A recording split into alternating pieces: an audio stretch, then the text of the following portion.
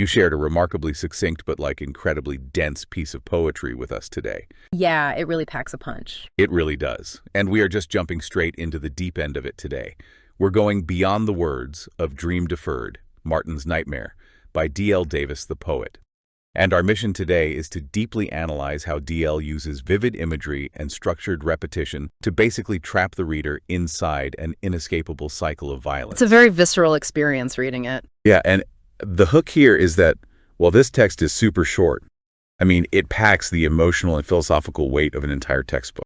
It really does. Okay, let's unpack this. Immediately, the text subverts one of the most well-known historical visions we have. The very first line is literally, Martin's dream is a nightmare. How? Yeah, it just hits you right out of the gate. Right. We're taking Martin Luther King Jr.'s famous optimistic vision, and the author's telling us the dream didn't just fade away.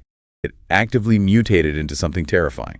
Exactly. And the poem doesn't just, broadly state that the dream is dead. Methodically explains how the environment itself has been corrupted by violence. Before we can even begin to understand the rules of this cycle of violence, we have to understand the physical environment where it's all taking place. Right. The setting is crucial. Yeah, because the text literally starts by blinding us. Yes, the visual corruptions are so stark, text says. Can't see the mountaintop for all the gun smoke, and then it follows up with, can't see the promised land, for it's pathed in unnecessary bloodshed. It's just such heavy It really imagery. is. It makes me think of trying to follow a GPS destination. I like that analogy. Like, you know definitively that the pin exists on the map, right? It's right there on your screen. Right, you can see where you're supposed to go. Exactly. But when you look up through the windshield, the physical road you need to take has been completely swallowed by this incredibly dense fog. Yeah, you just can't see anything. So the destination is rendered totally meaningless because the actual physical journey to get there is unnavigable. It's fatal. What's fascinating here is how the author takes these grand ideals of hope, right? The mountaintop, the promised land, and physically buries them under the literal artifacts of violence, the gun smoke and the bloodshed. Wow. Yeah, they aren't just metaphors. No, exactly. It establishes that the cycle of violence isn't just an action, it's an atmosphere, it's a condition that completely blinds society. That is so heavy. Because the visual destination is choked by all that smoke, the poem sort of forces the reader to rely on another sense entirely.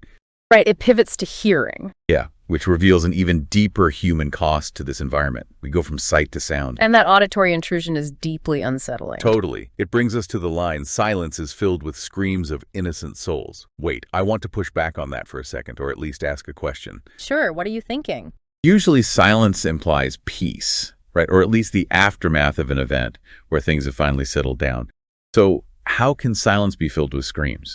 Well, that contradiction is completely intentional. Oh, really? Yeah, it connects directly to the cycle of violence. In this specific environment, there is no true aftermath. There's no real peace. Because it never stops. Exactly. The violence is so pervasive that the screams of the innocent literally become the new baseline. Yeah. It's the new silence. It's the background noise of this nightmare reality. Think of it like a collective ringing in the ears for the whole community. Wow, so their nervous systems can never actually reset. They're just perpetually trapped in that trauma. Precisely. And now that the poem has established this blinded, screaming environment, it shifts gears to explain the terrifying logic of how people actually die within it. Right, the actual mechanics of the cycle, which is really the core focus of us going beyond the words today. Yes, it deconstructs the triggers of violence through these 3 repeating lines. We are killed for doing the wrong thing. We are killed for doing the right thing. We're even killed for doing nothing. It's a systematic dismantling of human agency. It really feels like a twisted logical proof, doesn't it? It really does. It's like a rigged arcade game. Or a rigged video game where no matter what buttons you press on the controller, Right. like moving forward, moving backward, or just setting the controller down completely on the table. Taking your hands off entirely. Exactly. The screen still just flashes game over. There is no winning input. That is a perfect way to describe it because you have to look at why the author structures it in that exact order. Yeah, the order is really specific. It moves from a traditional understanding of consequence, which is doing the wrong thing. Right. Cause and effect. You do bad, you get punished. Exactly. But then it moves to an unjust subversion, which is getting killed for doing the right thing. Which just completely shatters any moral incentive in the community. It does, and then finally lands on total inescapable randomness, doing nothing by covering all possible human actions, bad, good, and neutral. The poem illustrates a perfect closed loop of violence. So there's literally no behavioral loophole to escape. None whatsoever. The trap is completely airtight. And because every action leads to death, the society has had to adapt in this really dark, clinical way. Yes, which leads to the poem's chilling conclusion. Here's where it gets really interesting. The poem pivots to the phrase, now that we have dying down to a science. And the shift in tone there is just, it's jarring. The poem goes from these deeply emotional words like screams and souls. Right, very visceral human pain. To something entirely clinical. Science. Yeah. It highlights this ultimate tragedy that the society has become experts in the mechanics of dying rather than the mechanics of living. Yeah, and I ask the listener right now, what stands out to you about that transition? Because a science implies something predictable, it's repeatable, it's been perfected. Like an equation that always equals zero. Exactly, which perfectly summarizes the closed loop of violence we were just discussing. It's no longer chaotic, it's just the standard operating procedure. Man, that is so bleak. It's like the laboratory runs on autopilot now. It really does. Well, let's synthesize everything we've traced so far. The sheer density of this text is wild. It's incredibly layered. We started with how the text takes a famous historical dream and corrupts it visually with all that smoke and bloodshed. Burying the promised land.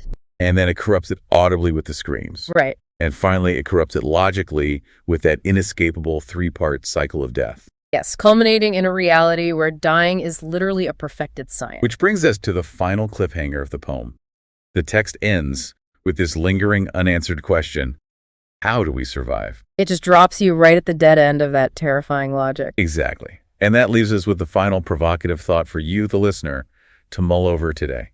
Yeah, I think this is really important to consider. If dying is now a perfected science in this environment, is the poem suggesting that survival can no longer rely on logic or science? Ooh, that's a profound way to look at it. Right. Like if doing right, wrong, or nothing all yield the exact same fatal result. Does true survival require completely breaking the system? It almost has to, right? Yeah, like inventing an entirely new way of existing that this science hasn't even accounted for yet. Because the current equation just doesn't allow for survival. Exactly. What happens to the scientists when they are suddenly asked to step outside the laboratory? It's something for you to think about as you navigate the complex systems in your own world. Absolutely. Well, that's all the time we have for this installment of Beyond the Words. We appreciate y'all for being here. Talk to us in the comments and please subscribe. Until next time, peace.